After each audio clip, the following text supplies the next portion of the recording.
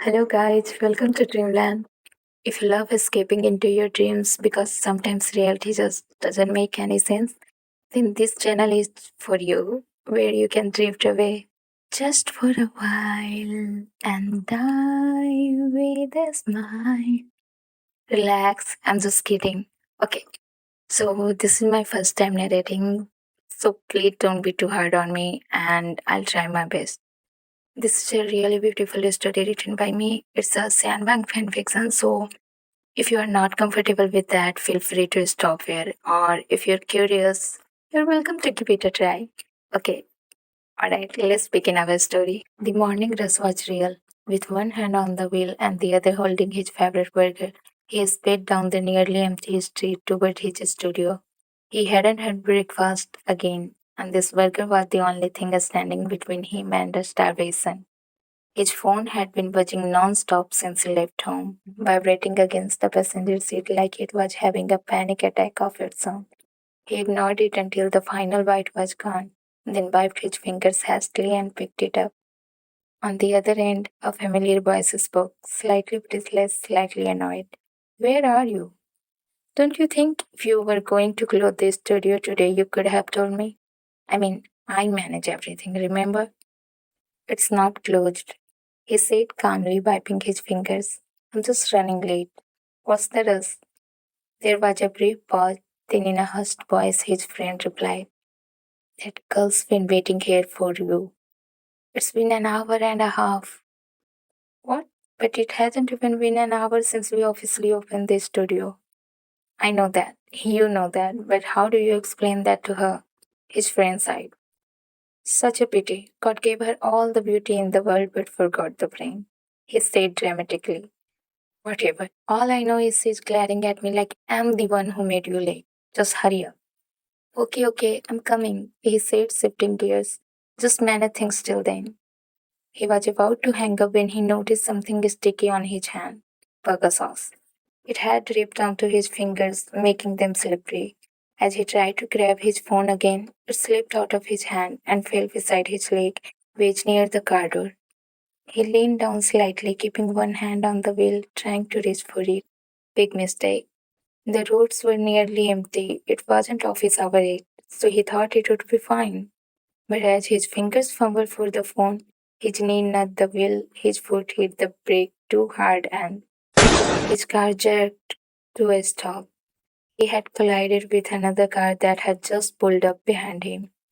He sat frozen, heart thumping. He didn't have the guts to look at the damage, let alone find out who he'd hit or how badly he'd messed up. From behind the car, a tall, middle aged man stepped out. Judging by his calm demeanor and the way he assessed the minor damage, he seemed to be the driver. After checking that the damage wasn't too serious, he began walking with measured steps toward the other vehicle, the one that had caused the accident. As he approached, he spotted a young man around 21 or 22 years old still sitting behind the wheel. The sight seemed to confirm his assumption. With frustration building, the driver snapped, who gave you a license? Causing an accident on an empty road? Seriously? It's people like you that put others in danger. Innocent people suffer because of your carelessness. Would it kill you to just look at the road while driving? And don't you think you're getting away today? You've no idea who you just hit. In the other car, someone had been sitting silently, watching the scene unfold, calm, composed, and unbothered. Seeing his driver growing too aggressive, the man finally stepped out. He was in his mid 40s, well dressed, and carried a serene presence. Observing how the young man wasn't arguing or defending himself, he gently placed a hand on the driver's shoulder. That's enough. Let's go. We're already running late, aren't we? The driver turned, eyes wide. But sir, you're just going to let him go? If boss get to know about this, you might escape his anger, but me? Who will save me? The man smiled calmly. He didn't do it on purpose. It was a mistake, and from the looks of it, he already feels guilty enough. The driver was about to protest again when the young man finally stepped out of his car. Uncle, I'm really sorry, he said, bowing slightly. Believe me, I don't usually drive carelessly. This is my first time. I always keep my eyes on the road, but today I slipped up. I swear I'll never forgive myself if anyone gets hurt because of me. He looked up. Please, I'll take full responsibility. You can call the police if you want. I'll cooperate. The middle aged man watched him quietly for a moment, then turned to his driver. See, I told you he's a good kid. But the driver still don't want to give up. That's for sir to decide when he hears about this. Who's going to tell him? The man interrupted, raising an eyebrow. I won't. You won't. So he turned to the young man. And you? He blinked a little confused. I I can apologize to him as well, if needed. No need, the man said, giving a warm smile. You're a good person. Not many people your age admit their mistakes so honestly. By the way, you haven't told me your name yet. The young man hesitated, then said, Lan Wangji. The older man's expression shifted slightly, surprised. Lan Wangji, as in, are you Zhao's son? Wangji looked at him startled. Yes, but how do you know my father? The man glanced at his watch. I would love to explain, but I'm really in a hurry. I'll tell you everything when I visit. It's been a long time since I met him. Message me your address. Take care. See you soon.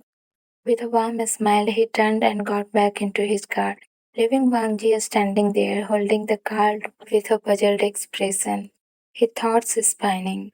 Meanwhile, two staff members stand tensely outside a sleek wooden door. A young woman, composed and stylish, sips her coffee while a young man keeps glancing at the door like it's a lion's den. Secretary, why do I always have to be the one to tell him? It's your turn. You're the manager. Manager. And you're the personal secretary of the CEO.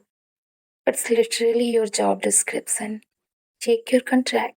Secretary. But I always help you every time you need someone to fake laugh at your bad jokes, or carry dog to the vet, or lie to HR that you're working from home.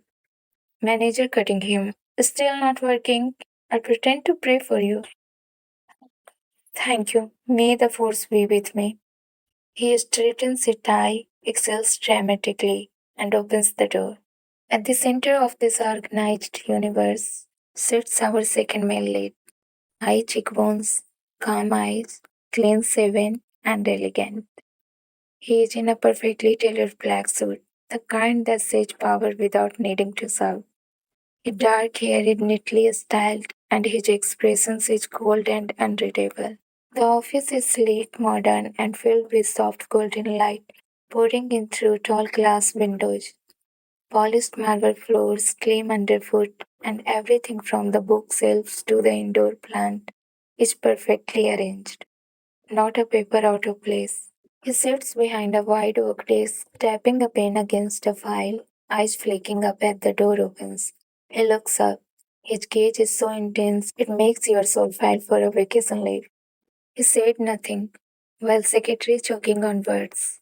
Sir, it's actually the meeting. Your father. The door burst open and stumbles the middle-aged man. The same one from the crash, smiling wide like he just won the lottery.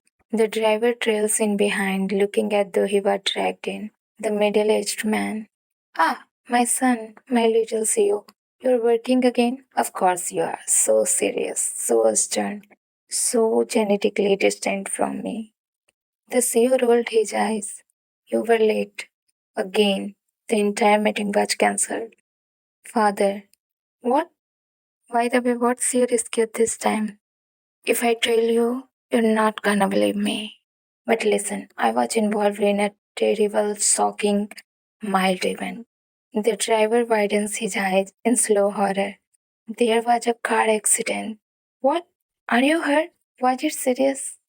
Well, I wasn't driving. My poor innocent driver here gestured to the driver dramatically. Hit a young man's car.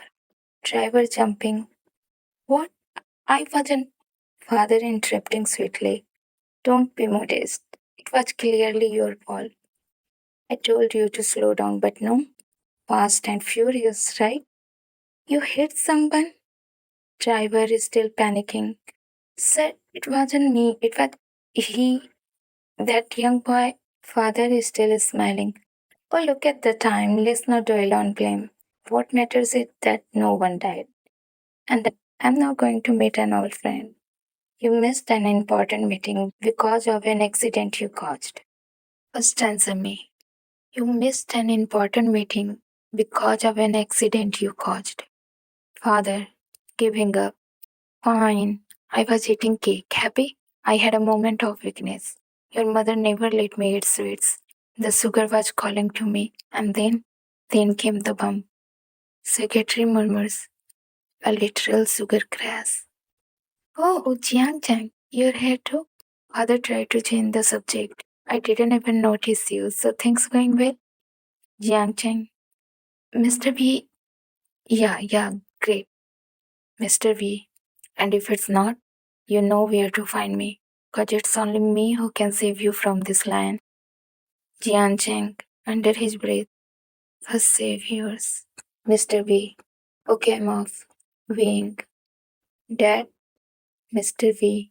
While closing his eyes. Yes, Wink. So just for the record, you skipped a major meeting to cheat on your diet, hit a car, blamed the driver, and now want a reunion party. When you say it like that, I sound irresponsible. You are irresponsible, but charming. No, fine. So since the meeting got already cancelled, I'm going to join my reunion party. Later that day, the sun had begun to set over Beijing, casting a soft amber glow across the hallway of a quiet apartment building.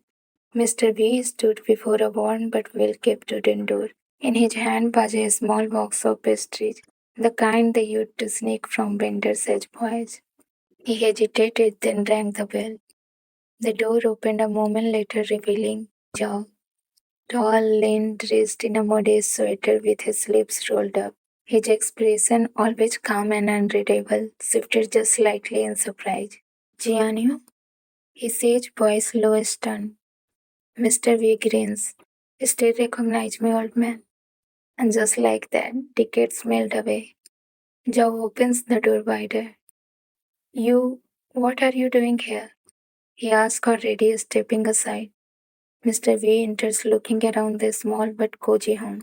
Visiting my old friend, he says, placing a hand on Zhao's shoulder. They sat together in the small living room. The space was simple, no luxury, but clean, cared for, and full of warmth.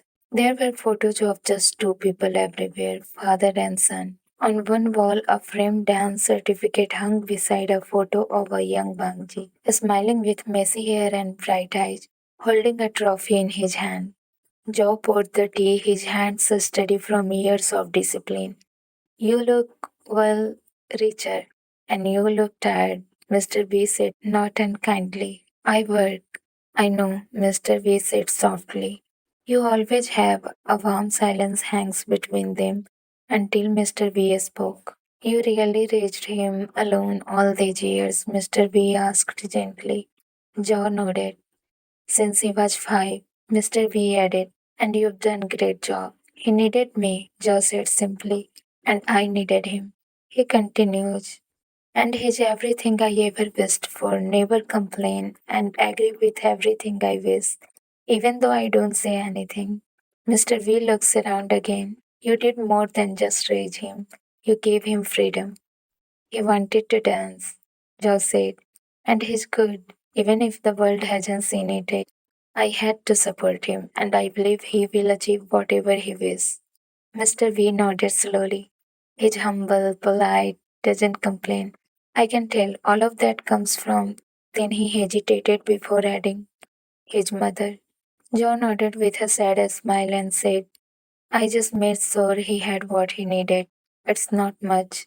It's everything, Mr. V said firmly. The front door creaked open. Dad, I grabbed groceries on the way. Wangji paused, catching sight of the guest. Joe looked up. Wangji, come meet someone. Mr. V stood with a smile. I believe we have already met, in slightly more dramatic circumstance. You're the man from the accident, Wangji said, eyes widening, while settling the bag down and turned to his father. He's my old friend, Mr. Lan said. Wangji offered a respectful nod, then glances at the clock.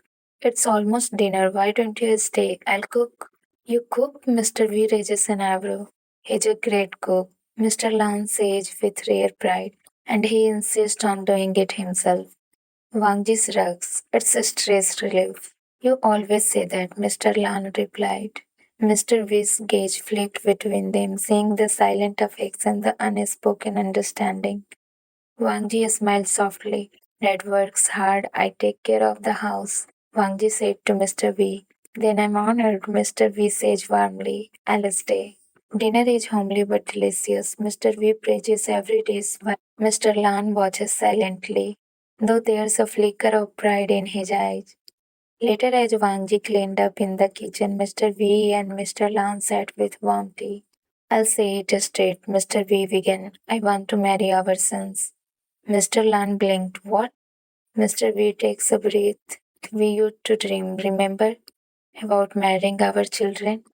If I had a daughter and you a son, that never happened, but I have a son, you have a son, and they are both good kids. Why not keep the promise? Mr. Lan frowns. But hear me out, Mr. V said gently. Wangji is humble, responsible, kind. I saw it the moment I met him. He's really a good match for my being. It's not the same, Mr. Lan said carefully. They are both boys and their worlds are different. Wangji runs a small studio. Wing runs a corporation. You're not understanding. This isn't about just gender. It's about a status. Your son's from a rich family. Wangji grew up in a clerk's home. I've done my best, but don't talk to me about status, Mr. V said, his tone soft but firm. Wangji's worth more than most men I've met in business, Mr. V added. Wing never dated, never even glanced at a woman. Even now, he's not interested in anyone. He works, he comes home, and he lets life pass. He needs someone who grounds him, someone who's kind, honest, real. Mr. Lan looked uncertain. Mr. V waves his hand. You gave him everything money can't buy: character, stability, kindness. You raised him alone, and look at him now. I'd be proud to call him my son in law. Mr. Lan said nothing. He pulled out his phone. Let me call him. Let's settle this. At the V family mansion, a modern, expensive dining room. Being tall, composed, is eating quietly. He sits across from his mother, Madame Liu, elegant, refined, and visibly annoyed. I swear, if he's meddling again, he is, Wang says calmly, sipping soup. Her eye twitches, and you'll just let him. Well, he's the only man who makes billion-yuan decision based on gut feeling. Wing replies with a smirk. You know I hate when he makes decision without asking me. She mutters, sipping wine. Wing chuckles. He's always done that. Remember, I'm still your mother, she says, and he's still your husband, Wing counters playfully. His phone rings. Dad calling. He picks up. Yeah? Mr. V's voice is cheerful. I have a quick question. Okay, if I choose someone for you to marry, would you? Wing blinks. Wait, what? Just yes or no. Don't overthink it. Wing laughs. Dad, you're being weird again. I'll take that as a yes.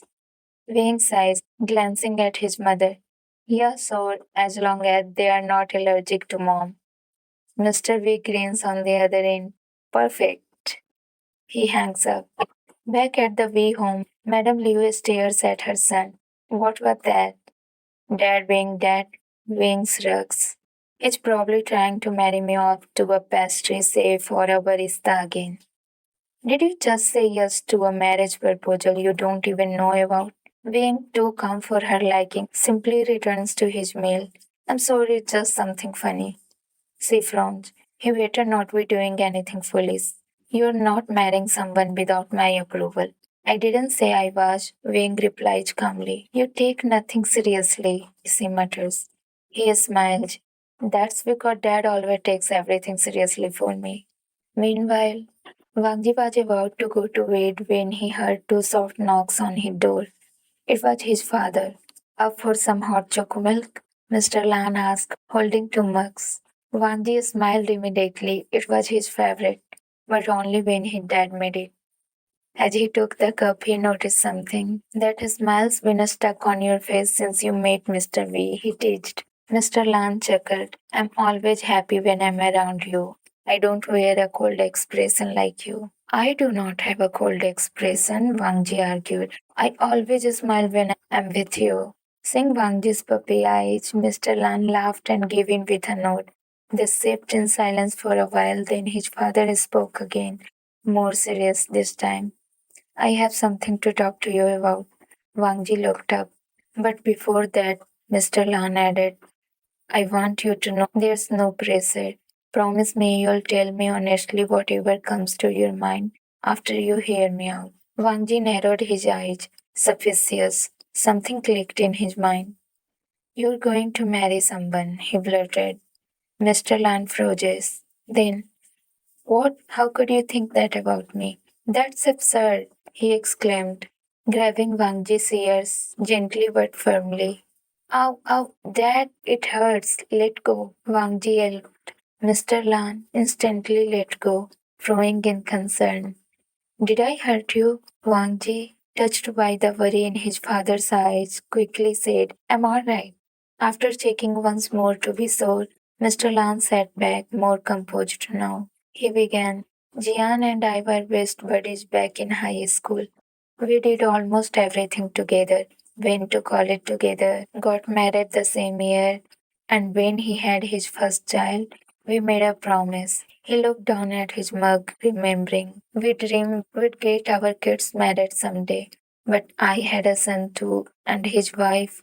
She couldn't conceive after giving birth to Wing. And I, he paused, voice flattering. I lost my wife before we could plan for another child. There was a quiet bit before he continued. Then life took us on different paths.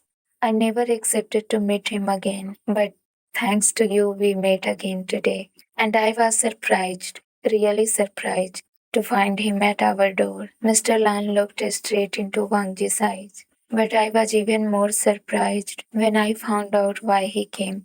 Wangji titled his head, confused. He didn't give up on that dream, his father said softly. He asked for your hand for his son. Wangji blinked and then his eyes widened. Wait, what? He wants me to marry his son? But we're both boys. I know, his father said, raising both hands. Believe me, I had the same reaction too. He sighed, but after hearing him out, it made a weird kind of sense. Think about it, Wangji. You've never been interested in girls, never dated. You don't even let their reflection touch you. He raised an eyebrow. So maybe you're into boys? Wangji had no words. It was true, no girl had ever attracted him. But he had never been drawn to boys either. All his friends were boys, and not once had his heart skipped for anyone. But then something else popped into his mind. Dad, did you see the car Mr. V drives? He said, or how he sat in our living room today like he didn't belong here? I know he's kind, I know he's generous, but that doesn't mean his son is the same. He looked down. A simple, boring boy like me. Mr. Lan's voice was steady and warm. You're not boring. My son is strong and kind and, yes, charming too. You're only saying that because I'm your son. That's not true. So you're serious sometimes, but that doesn't make you boring. Then, with a playful smirk, he added, I only hate it when you act like you're my dad. I do not, Wangji protested. His father just shook his head and laughed softly. Don't worry about his status, he said. Jian assured me they have no issue with ours. And Wang agreed to the marriage too. Wangji's head snapped up. He agreed? Mr. Lan nodded. Yes, but son, just because he said yes doesn't mean you have to. Wangji didn't reply. His father reached into his pocket and pulled out something. He gave me this before leaving, he said, handing it to Wangji. A picture of Wing. Then leaning forward, he kissed Wangji's forehead gently. Good night, son. Think it over, and whatever decision you make, I'm on your side. He left the room quietly. Wangji didn't dare look at the photo right away. He waited until his father was gone. Then slowly he turned it over. The moment he saw the face in the picture, his heart skipped a beat. And suddenly, he didn't know what to do with all of this. Okay, guys, that's it for today. Feel free to share your thoughts on the story or my narration, but please, no harsh comments. Before posting something hurtful, just ask yourself, what do I gain by hurting a stranger? This is just for entertainment. If you don't like it, that's okay. You can choose not to watch. There are so many other ways to get entertained. Bye, guys. See you in the next part. If you like this one, of course.